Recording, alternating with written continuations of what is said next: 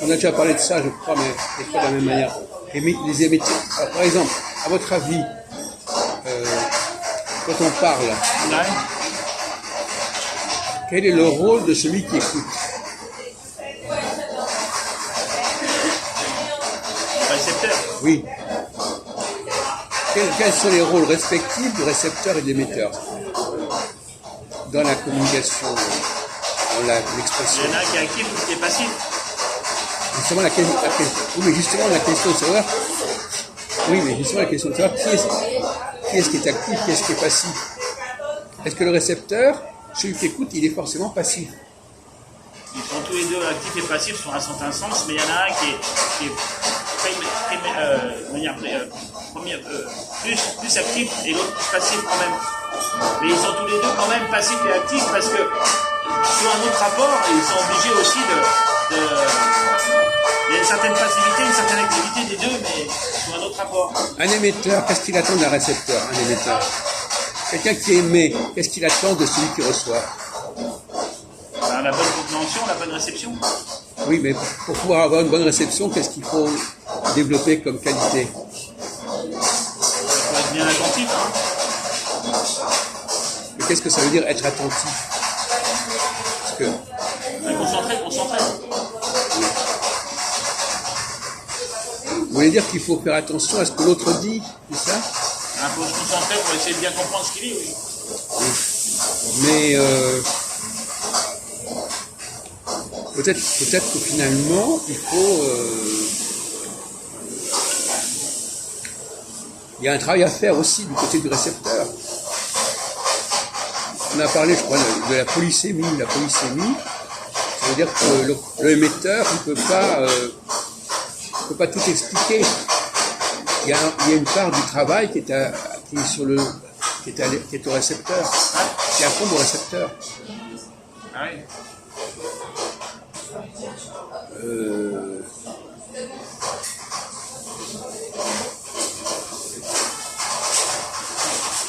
L'autre jour, on discutait avec Mousse.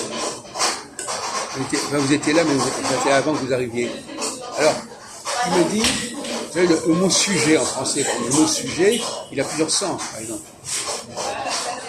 Quels sont les sens du mot sujet?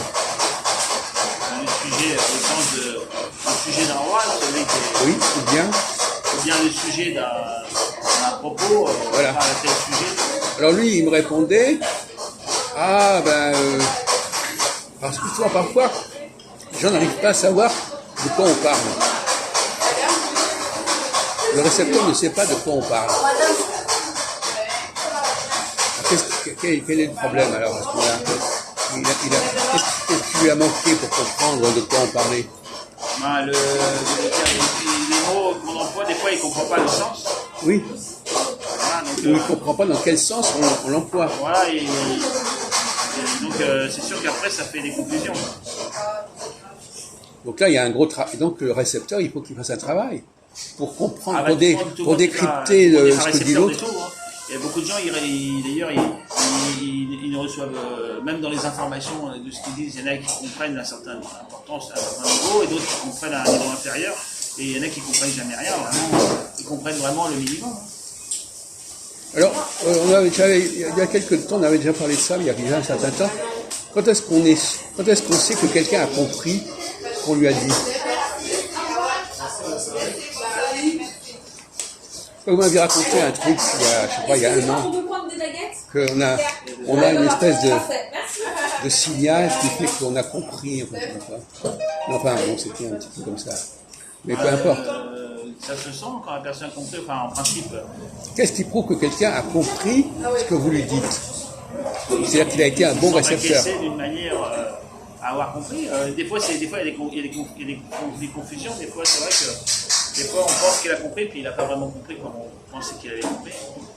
C'est vrai qu'on n'est jamais vraiment sûr à 100%, sauf si on lui demande de bien répéter, et que là, on s'en remet bien, et qu'on a compris qu'il a compris. S'il dit par exemple quelqu'un, on ne fume pas ici, ouais.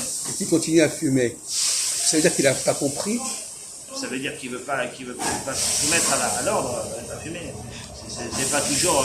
Là, ça dépend, c'est quand on lui dit quelque chose, une explication sur une chose. S'il nous redonne l'explication, on voit qu'il a compris.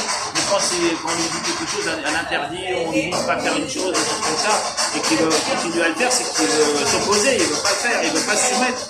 Et donc, il ne veut pas comprendre, on va dire. Je ne sais pas qu'il n'a pas compris, il ne veut pas comprendre. Il y a une autre explication. On nous parle dans une langue qu'on ne comprend pas vraiment. Ah non, et maintenant après, ça, voilà, il peut aussi ne pas avoir compris parce que.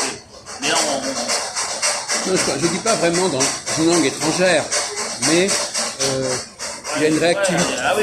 Il a un rapport à la langue qui n'est pas le même. Ah, il y en a qui, en principe. Ils entendent des trucs et ça ne les impacte pas. S'il ne comprend pas du tout, c'est qu'il n'est pas du tout francophone, mais sinon il comprend. Hein, s'il continue, c'est qu'il veut pas il veut continuer à. Voilà. Non, ça peut vouloir dire aussi que la parole n'a pas d'action sur lui. La parole n'est pas performative, c'est-à-dire que le fait de dire quelque chose ne provoque pas chez lui une action. Enfin, c'est pas la parole, c'est l'idée qui se fait, il a une mauvaise volonté surtout. Il ne veut pas se soumettre, ouais, il a une mauvaise volonté. Moi, je pense que ça va plus loin. Je pense que quand on n'est pas dans son milieu, les choses qu'on vous dit, elles ne vous impactent pas. Parce que la parole, normalement, devrait vous aider à agir quelque part. Hein. Si je dis quelque chose à quelqu'un,